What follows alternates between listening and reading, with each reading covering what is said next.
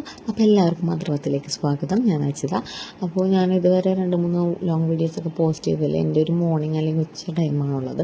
ഇതിൽ എൻ്റെ ഒരു സാറ്റർഡേ വൈകുന്നേരവും പിന്നെ ഒരു സൺഡേ രാവിലെയാണ് കേട്ടോ. സൺഡേ ഉച്ചയും കൂടി ഉണ്ടായിരുന്നു, പക്ഷേ ഞാനതിൽ ആഡ് ചെയ്തില്ല. വേണമെന്നുണ്ടെങ്കിൽ വേറൊരു പാട്ടായിട്ട് ഇടാലോ എന്ന് വിചാരിച്ചു. അല്ലെങ്കിൽ ഭയങ്കര ലെങ്തി ആയി പോകും. എന്നെ കാണാൻ ഇത്ര പേരുള്ളപ്പോൾ നിങ്ങളധികം ബോറടിപ്പിക്കണം ശരിയല്ലല്ലോ. അപ്പോൾ ഞാൻ ഒരു ദിവസം വീട്ടിലായിരുന്നു, വെള്ളിയാഴ്ച വീട്ടിലായിരുന്നു. അപ്പോൾ ശനിയാഴ്ച വൈകിട്ട് ഞാൻ വന്നു. ഞാൻ ഞായറാഴ്ച വരാമെന്ന് വിചാരിച്ചിട്ടുണ്ടായിരുന്നത്. പക്ഷേ അന്ന് വന്നു കഴിഞ്ഞപ്പോൾ അമ്മ പറഞ്ഞു നമുക്ക് ചപ്പാത്തി എടുക്കാമെന്ന്. അപ്പോൾ ചപ്പാത്തി എനിക്ക് ഉണ്ടാക്കാൻ അറിയില്ല. ഞാൻ അതിനുവേണ്ടി എഫേർട്ട് കൊടുത്തിട്ടില്ല, കാരണം ഇവർക്കൊക്കെ കുറച്ചും കൂടി തിന്നായിട്ടുള്ള ചപ്പാത്തി ഇഷ്ടം. എൻ്റെ വീട്ടിൽ നേരെ തിരിച്ചാൽ കുറച്ച് കട്ടിയുള്ള ചപ്പാത്തി ആയിരുന്നു കേട്ടോ ഇഷ്ടം. അപ്പോൾ ഞാൻ സവാളയൊക്കെ വഴട്ടാൻ വെച്ചതിന് ശേഷമാണ് തേങ്ങ പൊതിക്കാൻ പോയത്. അതിൻ്റെ ഒപ്പം തന്നെ കുക്കറിൽ മുട്ട വേവിക്കാനും വെച്ചിട്ടുണ്ടായിരുന്നു. നമ്മൾ കുക്കറിൽ മുട്ട വേവിക്കുന്നത് വെച്ചാൽ കുറച്ച് ഉപ്പിട്ടിട്ട് ഒരു വിസിലാകുമ്പോൾ ഓഫ് ചെയ്യും. നല്ലവണ്ണം പ്രഷർ പോയതിന് ശേഷം ചൂടാറിയതിന് ശേഷം എടുക്കാം. അപ്പോൾ കറക്റ്റായിട്ട് നല്ല പാകത്തിൽ വരും കേട്ടോ. അങ്ങനെ തേങ്ങയൊക്കെ ചിരവി ഞാൻ അതിനിടയിൽ പൊടികളിടാൻ പോയിട്ടോ. മഞ്ഞപ്പൊടി, മുളക് പൊടി, പിന്നെ ഉപ്പിട്ടിട്ടുണ്ടായിരുന്നു വഴറ്റുമ്പോൾ. അതിനിടയിൽ കുടിക്കാനുള്ള വെള്ളം വെച്ചിട്ടുണ്ടായിട്ടോ. ഇത്തവണ വെള്ളത്തിൽ ജീരകം ഇട്ടത്. ഇടയ്ക്ക് ജാതിക്കയുടെ ഇലയാണ് കൂടുതലായിട്ട് ഇടാറ്. എനിക്ക് ആ ഒരു ഫ്ലേവറാണ് ഇഷ്ടം. ഇവിടെയൊക്കെ വെള്ളത്തിന് ഒരു ക്ലോറിൻ്റെ ചുവയുള്ള വെള്ളത്തിൽ എന്തെങ്കിലും ഇട്ട് തിളപ്പിക്കണം. അതിനിടയിൽ ഞാനിത് പൊടിയൊക്കെ ഒന്നും പച്ചമണം മാറട്ടെ എന്ന് പറഞ്ഞിട്ട് വീണ്ടും ചിലവാൻ പോയ ഗ്യാപ്പിലാണ് എനിക്ക് പണി കിട്ടിയത്.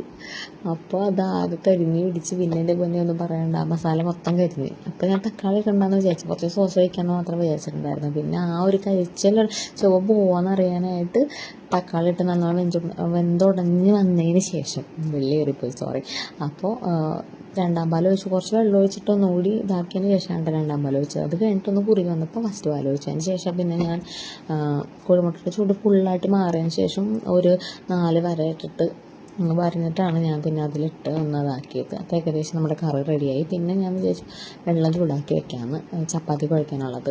അപ്പോൾ വെള്ളം നന്നായിട്ടൊന്ന് തിളപ്പിക്കാനായിട്ട് വെച്ചതിന് ശേഷം ആ സമയത്ത് മീൻ കൊണ്ടുവന്നിട്ടുണ്ടായിരുന്നു. അപ്പോൾ നമുക്ക് എന്തായാലും ഞായറാഴ്ച നോണായിരിക്കും, അപ്പോൾ തിങ്കളാഴ്ചയും നോൺ തന്നെയായിരിക്കും. അപ്പോൾ നമുക്കത് എൻ്റെ പിറ്റേ ദിവസം എടുക്കാമെന്ന് വിചാരിച്ചിട്ട് നമ്മൾ ഹമൂർ കൊണ്ടുവന്നിട്ടുണ്ടായിരുന്നു. അപ്പോൾ അത് ഞാൻ കഴുകി വൃത്തിയാക്കി ഫ്രിഡ്ജിൽ വെക്കാമെന്ന് വിചാരിച്ചു.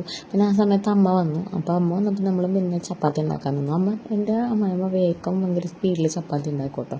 എനിക്കങ്ങനെ ഉണ്ടാക്കാൻ അറിയാത്തതുകൊണ്ടായിരിക്കും അത് സ്പീഡായിട്ട് തോന്നണത്. ചിലപ്പോൾ കഴിവുള്ളവരുണ്ടാവും കേട്ടോ, അതെന്തെങ്കിലും കേട്ടോ. അപ്പോൾ പിന്നെ ഞാനൊരു വ്ളോഗിൽ കാണിച്ചിട്ടുണ്ടല്ലോ, നമ്മുടെ ആദ്യത്തെ പേരയ്ക്കാണ് കേട്ടോ. ഞാൻ കവറൊക്കെ കെട്ടി വെച്ചിട്ടുണ്ടായിരുന്നു. അപ്പോൾ പേരയ്ക്ക ആയിട്ടുണ്ട് കേട്ടോ. അങ്ങനെ നമ്മൾ ചപ്പാത്തിയൊക്കെ ചുട്ടെടുത്ത് അതിനിടയിൽ ഞാൻ പിന്നെ മീനും കഴുകി വൃത്തിയാക്കി വെച്ചു കേട്ടോ.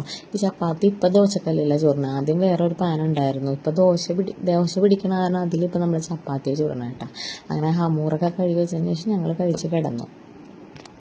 ഇത് സൺഡേ മോർണിംഗ് രാവിലെയാണ് കേട്ടോ. ഞാൻ പറഞ്ഞിട്ടുണ്ടായില്ല, പുല്ലൊക്കെ ഏകദേശം നമ്മൾ പറിച്ചു തുടങ്ങിയിട്ട് മഴയൊക്കെ ഏകദേശം നിന്നല്ലോ. അപ്പോൾ പുട്ടും കടലയാണ്. നോർമലി നമ്മൾ ശനിയും ഞായറൊക്കെ വെള്ളയപ്പം കൊടുക്കാറ്. ഈ ആഴ്ച വെള്ളയപ്പം പിന്നെ ആൾ വീട്ടിലില്ല, അതുകൊണ്ടാണ് കേട്ടോ. ഞാനിവിടെ വന്നതിന് ശേഷമാണ് കടല ഇത്രയും സിമ്പിളായിട്ട് വെക്കാൻ പഠിച്ചത്. എൻ്റെ വീട്ടിൽ കുറച്ചും കൂടി ഹാർഡായിട്ടാണ് വെക്കാറ്. ഇവിടെ അമ്മ വെക്കുന്ന രീതിക്കാണ്, ഞാനെല്ലാം ആ രീതിക്കേ ചെയ്യാറുള്ളൂ. ഇപ്പോൾ ടേസ്റ്റുകൾ മാറണം ഇവിടെയുള്ളവർക്ക് ഇഷ്ടമല്ല. അത് ഒരു വിധത്തിൽ എനിക്ക് ഭയങ്കര ഒരു അനുഗ്രഹമാണ്, കാരണം എനിക്ക് ഒരുപാട് എഫേർട്ട് എടുക്കേണ്ടി വരാറില്ല ചില കാര്യങ്ങൾക്ക് സ്പെഷ്യലായിട്ട് ഉണ്ടാക്കേണ്ടി വരും. അതെനിക്ക് ഭയങ്കര ഒരു ഇറിറ്റേഷൻ ഉണ്ടാക്കാറുണ്ട് കേട്ടോ. അപ്പോൾ പൊൻകതിരിൻ്റെ പുട്ടുപൊടി ആണ് കൂടുതൽ ഉപയോഗിക്കാറ്. അപ്പോൾ അത് ഒരു ഗ്ലാസ് വെള്ളത്തിൽ ഒരു ഗ്ലാസ് പുട്ടുപൊടി ഇട്ട് അത് കുഴച്ച് വെച്ചു. അതിനൊപ്പം കടലയെ നമ്മൾ വേവിക്കാൻ വെച്ചിട്ടുണ്ട്. അപ്പോൾ ഞാൻ പുട്ടുപൊടി കുഴച്ചിട്ട് മൂടി വെച്ചു. അപ്പോൾ 20 മിനിറ്റ്സ് കഴിഞ്ഞപ്പോൾ പുട്ടുപൊടി വന്നപ്പോൾ നല്ലോണം ആയിട്ടുണ്ട്. അപ്പോൾ പുട്ടും ഏകദേശം ആവുന്നുണ്ട്. അതിൻ്റെ ഒപ്പം തന്നെ നമ്മൾ കടലയുടെ ഏറ് കളഞ്ഞ് വെച്ചിട്ടുണ്ടായിരുന്നു. പിന്നെ കടുക് പൊട്ടിച്ചിട്ട് പിന്നെ മല്ലിപ്പൊടി, മഞ്ഞൾപ്പൊടി, മുളക് പൊടി ഇട്ട് വറുത്തിട്ട് കടല ഇടുക ചെയ്യാറ്. പിന്നെ സവാളയൊക്കെ നന്നായിട്ട് ഉടച്ചെടുക്കുക, എന്നാലാണ് ഒന്ന് കുറുകി കിട്ടുള്ളൂ. ആദ്യമൊന്നും എനിക്ക് അറിയണ്ടായിരുന്നില്ല, പിന്നെയാണ് കേട്ടോ അത് ശരിയായി വന്നത്. ഇപ്പം നല്ല കുറുകിയ കറി കിട്ടാറുണ്ട്. പിന്നെ അതുമാത്രമല്ല ഞാൻ അപ്പോൾ കുറച്ച് ഗരം മസാല അല്ലെങ്കിൽ ചിക്കൻ മസാലയൊക്കെ ഇടാറുണ്ട് കേട്ടോ. അതിനിടയിൽ പുട്ടും നമ്മുടെ ഇതൊക്കെ പിന്നെ കോഫിയും വെച്ചു. അപ്പോൾ വീഡിയോ ഞാനിവിടെ നിർത്തണം കേട്ടോ. വീഡിയോസ് ഇഷ്ടമായാൽ തീർച്ചയായിട്ടും ലൈക്ക് ചെയ്യുക, ഷെയർ ചെയ്യുക, സബ്സ്ക്രൈബ് ചെയ്യുക, സപ്പോർട്ട് ചെയ്യുക.